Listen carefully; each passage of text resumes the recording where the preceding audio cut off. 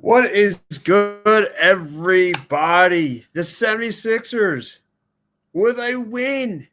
Win 3 in a row. What do they say in major leagues? If you put three of them together, that's called a winning streak. And it's been done before. And man, oh man, I'm with my right hand, man. And it's been quite some time. I want to say I was thinking the till same thing. when we finish off the attacking third. I am now doing my first ever Sixers post-game show with my man Steve. A lot to be desired here. Tyrese Maxey, and we'll start right there. Tyrese Maxey, this offense is now going through him, and he was untouchable. The Lakers just could not do anything with this guy, whether he's shooting off 1 foot, whether he is draining the threes, whether he's making cuts to the rim, he was all over tonight. What do you have? Yeah. He does better when Paul George, and Embiid aren't there to I don't know what the word I'm looking for exactly is, but he doesn't have to worry about distributing to them, or did Embiid get his shots, or is PG getting his shots? It's let me do me. I can carry this team. And look at the lineup. Look at the starting lineup that he had. You had Yabusele, who wasn't even sure if he was going to be able to play or not tonight. Edwards, Eric Gordon, and then Oubre Jr. It was Oubre and Maxey who led the show today. And Maxey, I think, proved he can do this. He can do this on his own with a pretty bad supporting cast. But if you give him a little bit more of a supporting cast, imagine what he can do if he's the number one option. And I think that's what he proved tonight. He's the number one option. Oh, he showed he's the number one option, and he was showing you hey, listen, this team runs through me. But look, right off the bat, let's get in some of these comments before we go any further. And my man Marshawn, he's back. He's back in action. My man Marshawn Lynch, what's up? Come on, you gotta have hope. He goes, I refuse to. He says, I refuse to have hope. Come on, Marshawn. Come on, don't be such a stick in the mud. Come on, bud. Joe House chiming in. He's saying, he said, hey, a great win by the 76ers. Yes, listen, 3 in a row, whether you want. Then Marshawn is also saying, man, why isn't my computer so behind? It's like Windows 98 over here. He says, I refuse to trust Josh Howard. Yeah, listen, I completely agree. Listen, who cares? Now, listen, he doesn't have to worry about the Commanders anymore. Don't have to worry about it anymore. And this crappy Devils and now the Sixers. He says, I refuse to give in. Come on, Marshawn. It's time to believe, buddy. It's time to believe. Look at the face that Joel Embiid had tonight, knowing this is now the Tyrese Maxey show. And he knows it. He knows it. I mean, all those washed up fogies, dinosaur bones sitting on the benches just are and I'm glad that they're no longer into the game. He goes, Joe House says, love the hustle and the defense by the 76ers. And we're going to get into the 76ers defense because that's been their bread and butter, believe it or not. That has been their bread and butter. But I want to continue to talk a little bit more about Maxey here because for the past 3 games, he's getting close to he's getting better in every game. He had 29 on Friday against Cleveland, and then he had over 30 against the Bulls. And now tonight he drops a 43, almost a 50 burger himself on the Lakers. And look, the Lakers can give me the excuse that they're coming in from playing Charlotte, and they're going to tell the fans that they're fatigued. Look, that's not going to be cool with LeBron. LeBron's been in these situations before in back-to-back. Fatigue's a horrible excuse. And even losing AD tonight meant, Shaq said it best during halftime. Even without AD on paper, you were head and shoulders better than the 76ers team.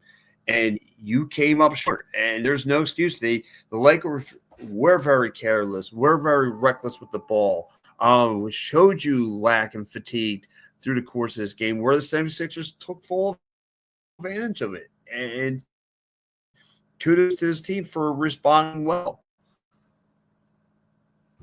And Steve, I mean, what did you see with the Maxey game? But the way he was able to get in transition off of turnovers, because they were turn the ball over left and right tonight. The Lakers were. I'm trying to pull it up here now. They had 22 total turnovers, and the 76ers had 27 points off of it. So, just to chime in on the defense, I mean, that's the difference in the ball game right there when you look at it. But to go back to Maxey, I'd like to see him get a little bit more assists, but on a night like this, when no Embiid, no Paul George, your real main other contributors on offense aren't really there, then yeah, that's why he had the 43. I would love for him to be able to start the fourth and kind of get this lead into the 30s and everything like that, and get that 50 burger then. Because I kind of feel like the fourth quarter, I felt like the Lakers were going to get back into this. Nurse took a good timeout in the fourth quarter. They regrouped and they went on. It was almost like a little slam dunk contest that Ricky Council went on, and then Oubre went on, and then Connect. That's the one thing. I wish this was supposed to be the rookie versus rookie game, the Jared McCain versus Dalton Connect, because a lot of 76ers fans wanted the Sixers to get Dalton Connect over Jared McCain. So yeah, Jared's been out and everything, but I think we can all agree that the Sixers went with the right player. But overall, how can you not give Maxey an A+ for tonight? No, I mean, listen, it's going to be hard for me because I'm going to give you the layup. I'm going to give you it's probably your MVP player of the game, as he should be. But I got another guy in mind, but I'm going to save that later into the program. But I mean, look at what, like you just mentioned. Look at the deck of cards that Maxey has been dealt with. Right, the injury bug ate up this team. You don't have the Joel Embiids. You don't have the Paul Georges because he hurt his pinky. You don't have the Caleb Martins. You don't have. And it looked like for a period of time you weren't going to have Gershon Upaseli, and this guy was on an island by himself, put this team on his back and said, here, let me lead the way. And what I like most about this 76ers team, because if you look at the injury bug list other than McCain, it's all the old heads. It's all the old heads that are dealing with it right now, and they're just soaking up time. And Maxey is just showing you why he's immortal and why he's a warrior out there. I mean, he's grinding it out every night. He's not looking for load management. He's not looking for. He wants to be in the heart, and he wants to be in every dogfight. And this is what this 76ers team is doing now. Lately, into my segue here, they are winning dogfights in the paint, low in the paint, whether it's grabbing boards with Kelly Oubre, who just became so impressive over week span. He's been really impressive. Or they are just grinding out wins here. They are playing a lot better defense than last couple of weeks now. They are looking like a team with nothing to lose. They've hit rock bottom. They've lost a bunch of games. They lost an 8-game losing streak. They had nothing. They are the most dangerous animal right now because they have nothing to play for. Nothing. It's like on paper we're sitting at that 11th seed, but all technicality, we feel like we are down way below almost. We feel like we're right there with the Washington Wizards of the world. And no, there's teams showing you, listen, we're not ready to give up. We're not going to quit. We're here for the long haul.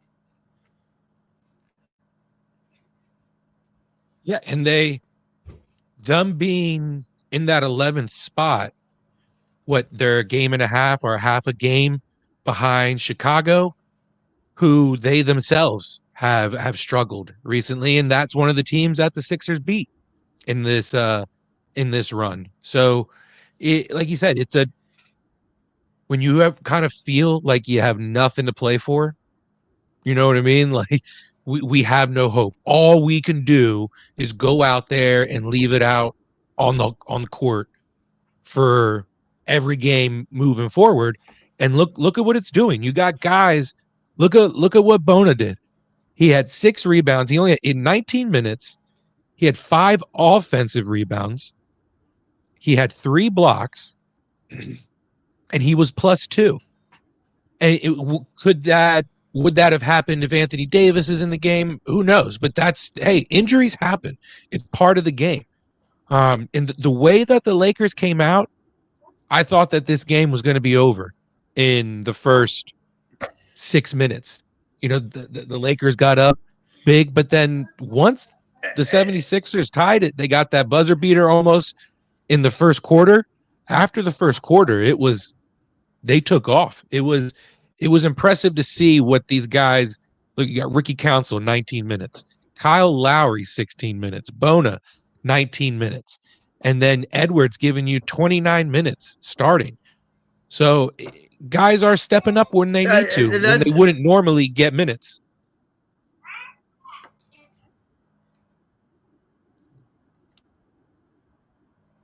No, and you know, sometimes in a freak accident, you know, not all is lost with this team. You know, the better outcome to me has happened, and not to be cruel to the Caleb Martins, but look, he's a good player, but he's what you call inconsistent. You know, he's inconsistent. Kyle Lowry's he looks like he looks like he wants to play the facilitating role and trying to find guys open. And maybe that's what he's doing. Maybe he's coaching these guys on the sidelines a lot better than what we're seeing on the court from the guy. Maybe that's where he's at with his career.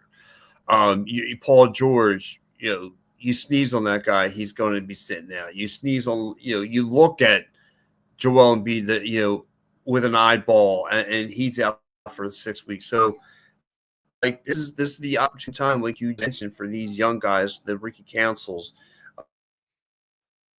you know, the John Ward's, like, these guys are playing a lot better and making the most of it. Because you got to remember, because what it's going to be here with the 76ers for their future, or auditioning for somewhere else. But somebody is going to look at me and look how frustrated Jeremy Roenick, not Jeremy Roenick, I'm sorry. Wow. Redick was. Look how JJ Redick was. Look how frustrated he was at his Laker team, because they weren't balling out the 76ers tonight. They got out hustled tonight by the 76ers. And JJ Redick was furious on those sidelines. So before we go any further, though, let me go around the NBA today. And, of course, the 76ers win 118-104 over the Lakers, dominating the Lakers for 4 quarters of basketball today. The Rockets, your game of the night, the Rockets go down to ATL and take care of business, winning 100-96. Later games on tonight, are going on now. The Warriors hosting the Utah Jazz, and the Trailblazers welcome back Dame Time against the Bucks. So you have that going on. Yeah, not a big slate tonight, but however, the most important part of it is the 76ers shocked the world, winning 3 straight now, and handling a LeBron team. Like, these guys are crying about losing AD.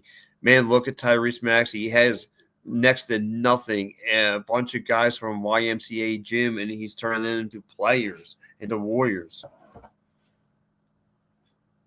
Yeah. I was going to say, like, Kyle Lowry, he looks like he's getting ready. He's trying to be at Lifetime Fitness, hooping it up. That's where he's headed. he's ready to be with those guys at the Yes. at the pickup gym, playing AAU, getting ready to coach after Yeah. after a long weekend. He's ready. He's ready to hit the sidelines Yes. with the young guys.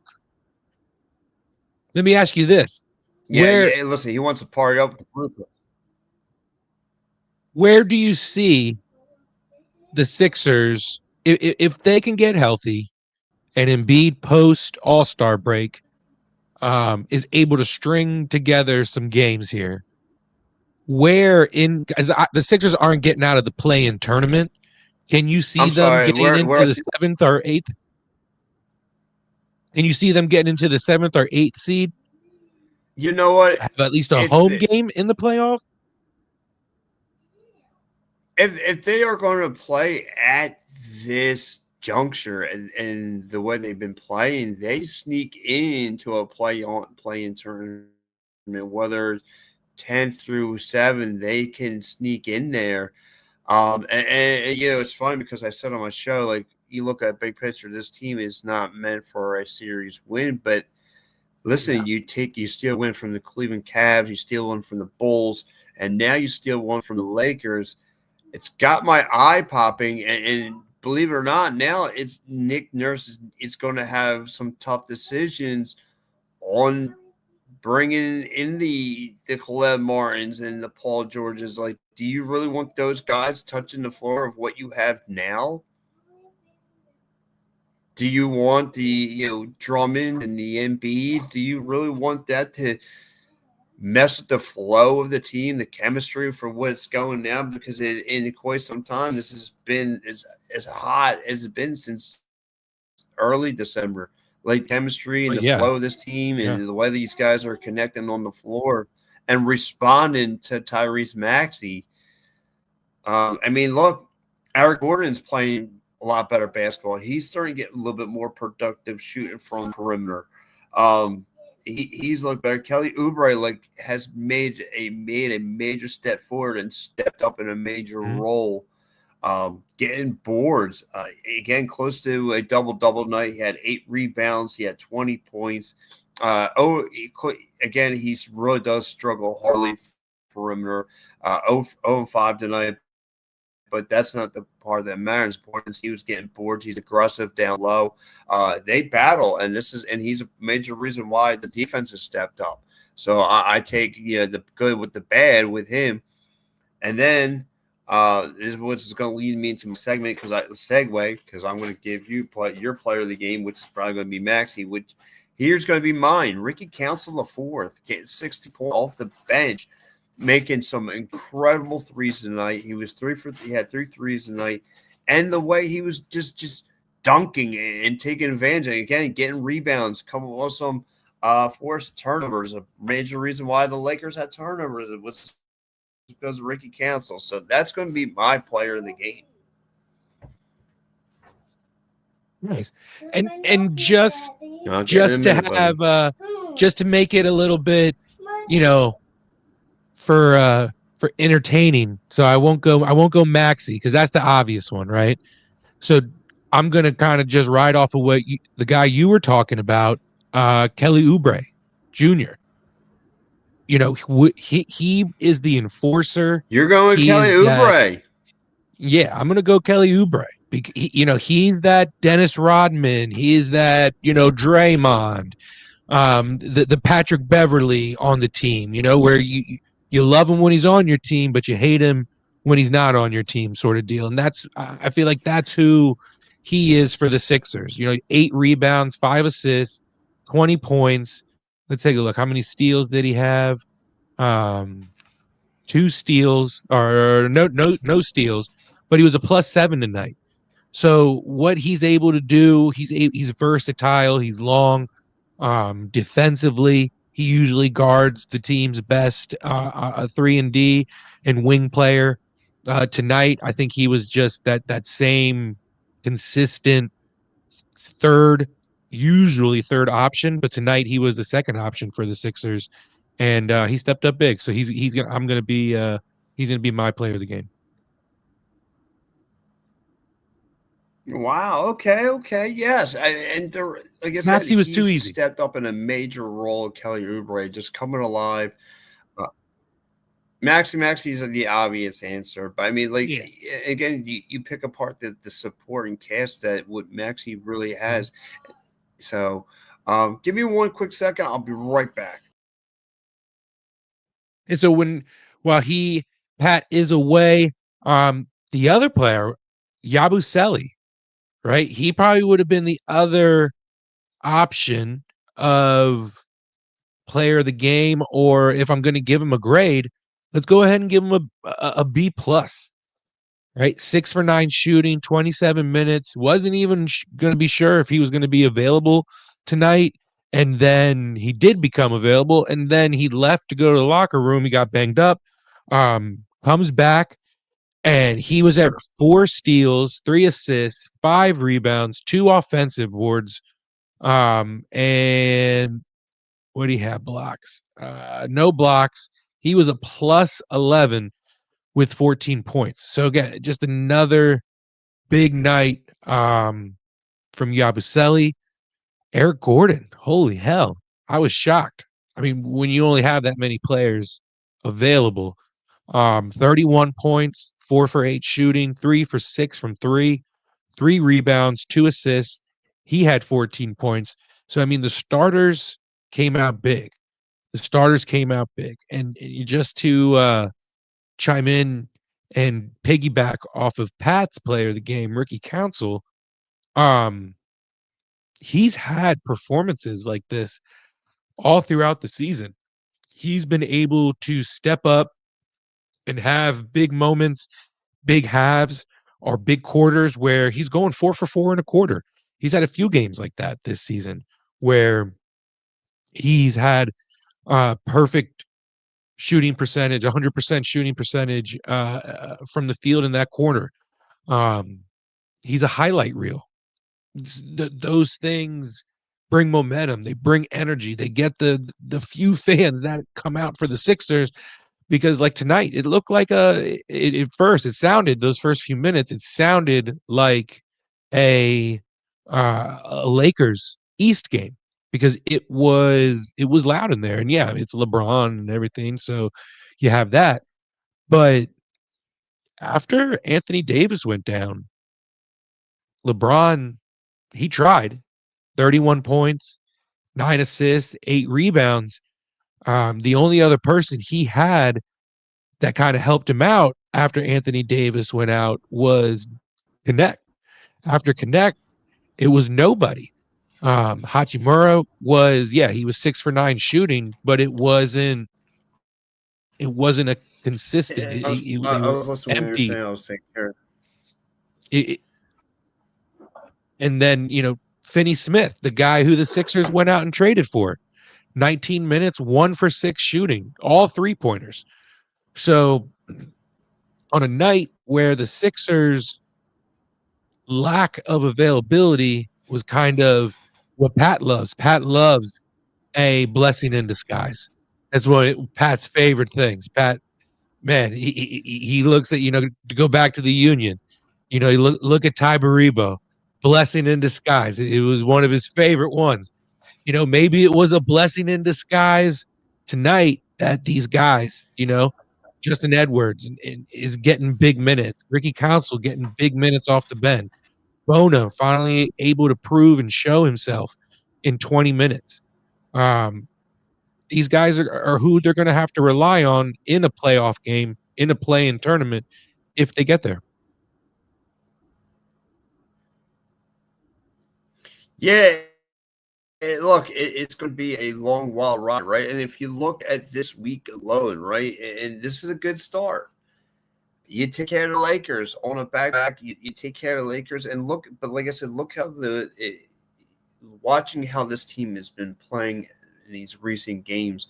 They dogfight you in the paint, and once they feel like they can go nose to nose with you by the second quarter, to me, I feel like it's a max Sixers win because they are walking out of these dogfights on the end. Like I said, you mentioned you took care of Cleveland. Okay, that could be on any given night, but then you take care of the Bulls the night after You fly out from Philly to Chicago, get in. You probably got in about 1 o'clock in the morning. You got in, you did your thing, and rolled out, and then you come home against a Lakers team who's been playing good basketball, top 5 in the West. You take care of them. Now, listen. Tomorrow they got to face the Kings at home in a back-to-back situation. But again, if they can handle their business against the Kings, who knows? You are creeping into now playoff territory, which anything can happen. Nothing is guaranteed. And look at the eye test for this week. Then you have to go, and then you have Denver coming in here.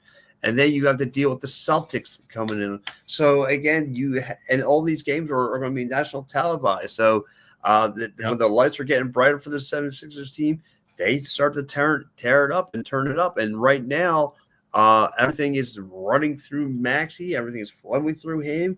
This is his team. He's making the best of it. The support cast is stepping up and doing and they're responding to him. It's remarkable what they're doing. And again, I will credit this one more time. Shaq said it best during the halftime. This team did not have it. Didn't on paper. This team, its Lakers are totally head and shoulders better than this team without AD. And no, they showed you the sluggish that time. They showed you that fatigue settled in and got sloppy with the turnovers. And the Sixers took full advantage of it. And now, as you know, I'm about to say here, this is their get right game of momentum building. Now you just got to hope you don't catch the fatigue and hosting the Kings tomorrow night. 9 games. They got 9 games until the All-Star break. So, Steve, I do got to ask you, what is your grade of the games tonight? Grade of the games. I'm going to go, obviously, Maxey, A+, right? Obviously, we got to go Maxey, A+. And then I want to give Nick Nurse a grade. I'll give Nick Nurse a B+ for keeping these young guys engaged. This is a LeBron-led Lakers team where LeBron can go off for 20 points and dish out 8 dimes in a quarter, and all of a sudden a 20-point lead is a 5-point lead now for the Lakers. And so I want to give Nick Nurse his flowers and give him a B+ for the way he kept these guys engaged in the game. And they were young guys. And I'm going to give Oubre a B+, and I'm going to give Yabu a B+ for not being prepared, maybe not knowing he was going to be available until the last minute, getting banged up, going to the locker room, and then coming back and still having an overall great performance that he did. What do you got for grades?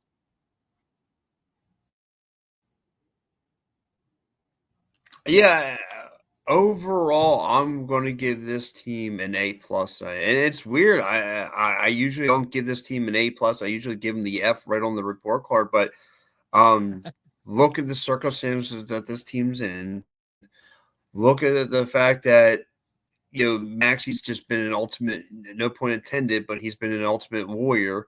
He's been that guy to ignites this team, and the way that they're responding, all the supporting cast that they're responding, whether from your starting 5 to your bench, are all responding and want to have that winning mentality. They got it going on now, and that's all because of Maxey and the way he's guided these guys. The way, and I want to your point, I want to give Maxey, Nick Nurse a little credit. A guy I've been wholeheartedly on. I gotta give him his due. Just looked like when they had this Lakers team at arm's length tonight, when they made some kind of a little bit of a run in the fourth, it was Nick Nurse cut the nose, called the T, called the timeout. Let's regroup, figure this out. You heard them mic'd up. Listen, they did not take the foot off the gas pedal, not once through this course of this game. And I'm pretty sure at the back of your mind, you're probably going, all right, when's the collapse coming? When is the collapse? Mm-hmm. And there was not one at all. So got to give credit to the 76ers. Defense has stepped up. The whole on both sides of the ball. So this team just got to continue doing what they're doing, stay aggressive, down low in the paint, offensively, defensively, getting those boards, and just keep it attacking, and let guys just. These guys are doing their roles. They're not, Eric Gordon doing his thing. Ricky Council coming off the bench and responding. That's what you wanted. That's what we wanted. And I don't – the only thing that could screw us up is if Nick Nurse somehow plugs in one of these guys off the bench and tries to figure things out. Then you they got to kind of go with the flow and the chemistry. And I don't want to – don't break what's not broken right now. You put away three playoff teams right now. You put them away, and one is at the top of the mountain in the East. Don't break what's working. So, but look, me, Steve Fernandez, we've done a half hour of this thing. Guy, I appreciate Marshawn for checking in, Joe Howe for checking in, all the people who are watching from Twitter. 42 Live. If you haven't liked, go like and subscribe to Stream Punk Entertainment Sports YouTube. This is the nothing, or just look up Nothing But Net Sixers Postgame Show, and you give us a follow that way. Whatever is easier for you is easy for us. Don't make me make it sound like it's brain surgery. It's not. So guys, listen. Me, Steve, we'll be back. We got Sixers Postgame tomorrow with Mitch.